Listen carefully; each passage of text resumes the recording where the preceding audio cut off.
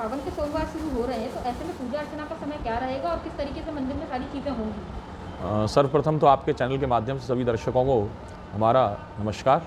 और जैसा कि विदित है कि श्रावण मास भगवान शंकर का मास होता है, महीना माना जाता है, तो इसमें भगवान शंकर का विशेष रूप से पूजा अर्चना का लोगों के मन में भावना रहती है। वैसे तो पूजा की पद्धति तमाम है और उसके अंतर्गत में पंचोपचार भी है, दशोपचार भी है, षोडशोपचार भी है और राजोपचार भी है, लेकिन उसके अंतर्गत में आप कम से कम जलाभिषेक की प्रावधान तो व्यक्ति हमेशा रखे ही रखे।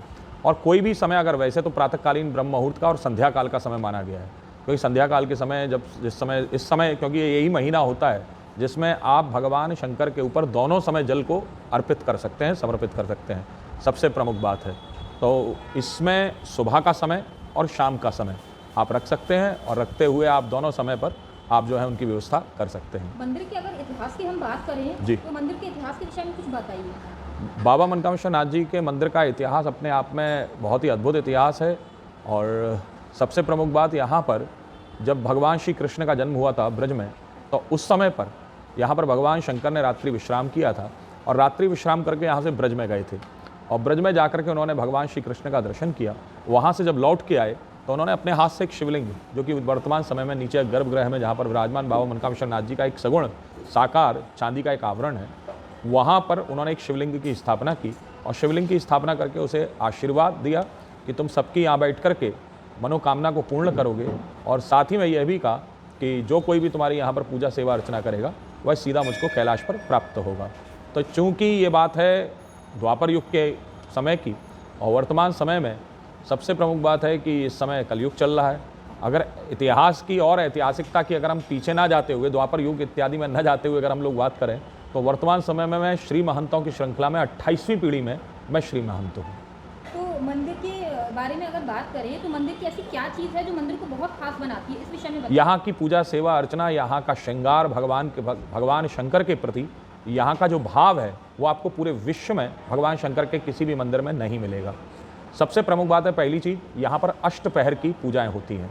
हमारे जो है पूरे चौघड़िया में सुबह और शाम के में 16 जो हैं उसमें चौघड़िया होते हैं और उन 16 पहर में 8 पहर दिन के होते हैं और 8 पहर रात्रि के होते हैं। तो उन 8 पहर की 8 पूजाएं यहाँ पर भगवान शंकर की बाबा के दरबार में होती हैं। यही प्रदोष काल की वेला में बढ़ करके 8 पूजाएं सुबह प्रातःकाल की, सुबह मतलब 3:30 बजे से प्रारंभ होती हैं, दोपहर के 1 बजे तक चलती है। उसके बाद में भगवान को विश्राम दिया जाता है और बाबा को विश्राम दे करके उस समय पर भस्म सेवा प्रारंभ की जाती है, जो कि कपाट बंद करके सामना जो उत्तरी द्वार है उसको बंद करके भगवान की भस्म सेवा की जाती है।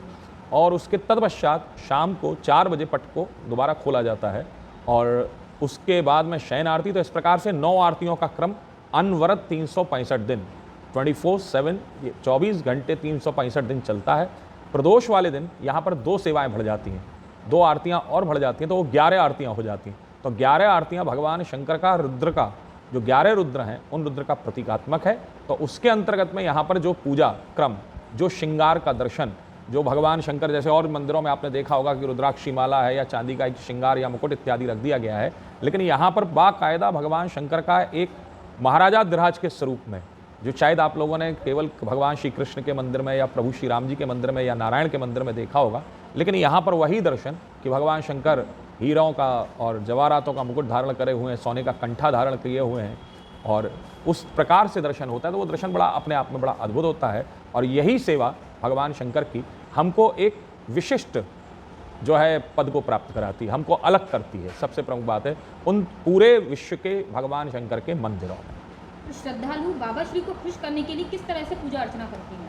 भगवान शंकर की पूजा अर्चना करने के लिए दर्शन ही सबसे बढ़िया है कि हम उसका दर्शन कर लें। सबसे प्रमुख बात है, एक बात बड़ी सुंदर सी कही जाती है कि उसे जल के चढ़ाए जमलोक से उबार दे। आप अगर भगवान शंकर को, जैसे हमारे यहाँ पूजा पद्धति होती है, आदमी कहता है भाई हम ये जल क्यों चढ़ाते हैं, या हम चावल क्यों चढ़ाते हैं, हम दीपक क्यों जलाते हैं, या हम चंदन क्यों लगाते हैं, तो इन सब का एक बड़ा सुंदर सा एक पिताजी महाराज हमें सुनाया करते थे, तो वही मैं आज आपको बताता हूँ। जल के चढ़ाए जमलोक से उबार देत, चावल चढ़ाए सुरलोक ये देते, स्वर्ग लोक दे देता है चावल चढ़ाए। चंदन लगाए 14 लोक देत बाबा मेरो, और दीप के जलाए 7वां द्वीप ये देते हैं। बिल्व के चढ़ाए, बिलपत्र आता है, बिल्व इत्यादि, उसको बिल्व के चढ़ाए श्रीमान लक्ष्मी देत बाबा मेरो, भांग के चढ़ाए साथ संग ये लेते हैं।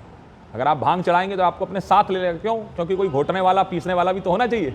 तो भांग के चढ़ाए साथ संग ये लेते है, हर हर कहन, हम लोग हर हर महादेव कहते ना, तो हर हर कहन काटे मिटे कलेश सब, और गाल के बजाय ते निहाल कर देते हैं। गाल बजाने की पद्धति होती है जो शायद इस तरफ में हमारे आगरा में नहीं की जाती है, लेकिन गाल बजाना हमारे यहाँ दुर्र ऐसे करके किया जाता है।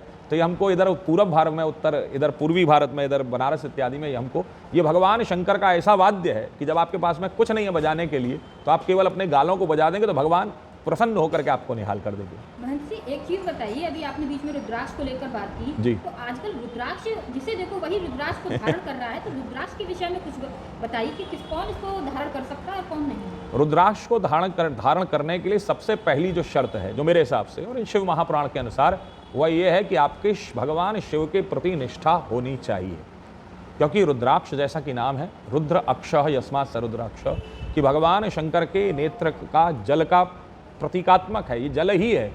रुद्र का अक्ष है, आंख में से जब जल गिरा तो वही रुद्राक्ष बन करके हमारे और आपके सामने प्रस्तुत हुआ। तो एक प्रकार से अगर कहा जाए तो ये साक्षात शंकर का ही स्वरूप है। और इसको धारण करने के लिए सबसे पहली शर्त जो है, जो नियम है, वह यह है कि आपकी भगवान शिव के प्रति समर्पणता, निष्ठा होनी अति आवश्यक है। दूसरा सूत्र है कि आपके जीवन में पवित्रता, शुद्धता होनी चाहिए। इसमें यह भी भेद नहीं है कि कौन कोई स्त्री धारण करे या कौन जाति का करे या कौन कर सकता है। इसमें सबसे पहली चीज़ जो मैंने कहा कि आपकी शिव के प्रति निष्ठा भाव अवश्य। ऐसा नहीं, आजकल मैं देख रहा हूं कि आजकल लोग फैशन परेड में इसको धारण कर रहे हैं। तो क्षमा कीजिए, फैशन में रुद्राक्ष पहनने का ना तो कोई महत्व होता है, बल्कि मैं कहता हूं कहीं ना कहीं हम अपनी उस धर्म की, उस परंपरा का भी उल्लंघन करते हैं, जिसके अंतर्गत में रुद्राक्ष को पहनना चाहिए। मैंने रुद्राक्ष की बात जो की वो इसलिए की क्योंकि मैं अब ये भी देख रही हूँ कि महिलाएं भी इसको धारण करने लगी हैं। जी। तो आपके विषय, आपको क्या कहना है इस विषय में? रुद्राक्ष को मैंने जैसा कि कहा, इसको महिला हो या स्त्री हो या पुरुष हो या बच्चा हो या वृद्ध हो या कोई भी जाति का हो, किसी भी प्रकार की जाति का हो, वो धारण कर सकता है, बशर्ते मैंने पहला सूत्र कहा कि शिव के प्रति निष्ठा। और जब शिव के प्रति निष्ठा होगी तो वो शिव दीक्षा में होगा। तो शिव दीक्षा में जो व्यक्ति होगा, अर्थात जिसकी शिव के प्रति निष्ठा होगी, जिसको भगवान शिव के द्वारा, जिनके गुरुदेव ने शिव मंत्र दिया होगा, वह व्यक्ति, चाहे वह स्त्री हो या पुरुष हो या कोई भी किसी भी जाति का हो, वह उसको धारण कर सकता है। लेकिन उसको धारण करने के बाद में कई बार लोगों के मन में भावना आती है, जैसे कि स्त्रियां हैं, तो स्त्रियां कई बार हमारे पास में आती हैं कि हम रजो धर्म को धारण कर लेते हैं, हमारी मासिक आ जाता है, तो उस समय हम क्या करें? तो उस समय भी आपको अपने शरीर से उसे अलग करने की आवश्यकता नहीं, क्योंकि जब आप स्नान करेंगे तो वो स्नान के साथ में वो रुद्राक्ष का भी स्नान होगा, उस माला का भी स्नान होगा। तो जैसे आपने अपने शरीर को शुद्ध कर लिया, वैसे ही वह रुद्राक्ष भी की माला या रुद्राक्ष भी शुद्ध हो जाएगा। दूसरी चीज़, सबसे प्रमुख बात है, बाजार से लेकर के आजकल मैं एक और रिवाज देख रहा हूँ, कंठी माला इत्यादि, लोग वृंदावन चले जाते हैं, वहाँ से कंठी माला डाल लेते हैं या रुद्राक्ष की माला पहन लेते हैं। तो वह भी सबसे प्रमुख बात है कि उसको भी ऐसे धारण नहीं करना चाहिए। क्योंकि अगर सामान्य से भोजन करने में हमारे यहाँ पर एक व्यवस्था दी गई है कि भाई आपने अगर ठंडा पी लिया है तो आप गर्म मत पीजिए, या आपने गर्म पी लिया है तो ठंडा मत पीजिए, तो अगर एक सामान्य भोजन पदार्थ में भी अगर एक व्यवस्था दी गई है तो ये तो आध्यात्मिक जगत की बात है। तो इसको पहनने से पहले वह माला अभिमंत्रित होनी चाहिए, या वह रुद्राक्ष या वह तुलसी इत्यादि जो है वह अभिमंत्रित होना चाहिए, और किसी सुयोग्य आचार से ही ग्रहण करना चाहिए। महंत जी, कोरोना का समय चल रहा है और जैसा कि खबरों के मुताबिक अब तीसरी लहर का भी एक तरीके से संकेत है, तो मैं चाहूँगी कि आप चैनल के माध्यम से तमाम लोगों को एक संदेश दीजिए कि वो किस तरह से अपना बचाव रखें और मास्क निरंतर पहने, क्योंकि अब ज़्यादातर लोग, मैं यही देख रही हूँ कि मास्क पहनना थोड़ा थोड़ा भूल चुके हैं। भारत है, खतरों के खिलाड़ी हैं हम लोग। यहाँ पे तो हमारे यहाँ लिखा रहता है पैकेटों के ऊपर, गुटखे इत्यादि के ऊपर मत खाइए, लेकिन शायद मुझे लगता है खतरों के खिलाड़ी हैं हमारे भारतवासी। मैं सिर्फ आप लोगों को आपके चैनल के माध्यम से यही प्रार्थना करूँगा कि दूसरी लहर में ऐसे ऐसे लोग चले गए जिनके जाने की संभावनाएं नहीं थी। कोविड के परेशान या कोविड से भयभीत वो व्यक्ति है जिसको कोविड हो गया या जिसके घर में हो गया, जिसने देख लिया है इस मंजर को, वही व्यक्ति परेशान है। बाकी मुझे भी, जैसे आपने कहा, मुझे भी व्यक्तिगत तौर पर मुझे ऐसा लगता है कि कोई व्यक्ति उसको परहेज और गुरेज नहीं कर रहा है, और वो इस समय बहुत ही, उसके लिए कोई कोविड नाम की चीज़ नहीं है। तो मैं कहना चाहूँगा कि ईश्वर ने अगर हमको और आपको इस समय इस कोविड कालखंड में अगर जीवित रखा है, कोई ना कोई कारण है, और मैं नहीं चाहूँगा कि आपको या किसी भी व्यक्ति को कोविड हो, क्योंकि ऐसी बीमारी है जिसका कोई इलाज नहीं है।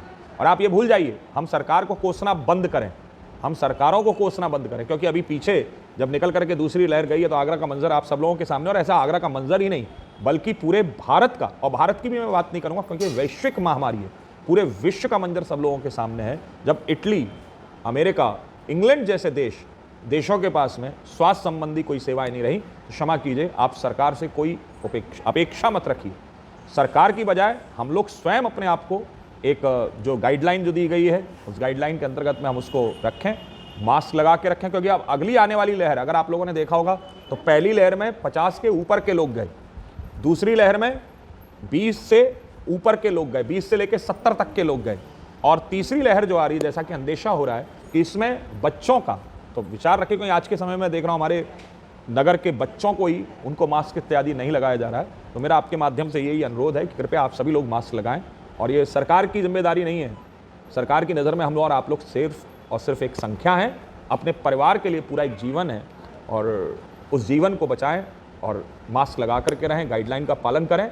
और मैं इस अवसर पर एक और बात कहूँगा कि इस कोविड कालखंड में आप मंदिरों में भीड़ न करें, क्योंकि हमारा आगरा शहर भगवान शिव की नगरी है, शिव का नगर है, तो इसमें 4 दिशाओं में 4 महादेव और मध्य में बाबा मनकामेश्वरनाथ जी हैं। तो जो मेलाओं की जो भी परंपरा है उसको प्रशासन के अनुरूप जैसा प्रशासन जो है आदेश निर्देश करेगा उसका हम लोग पालन कराएंगे।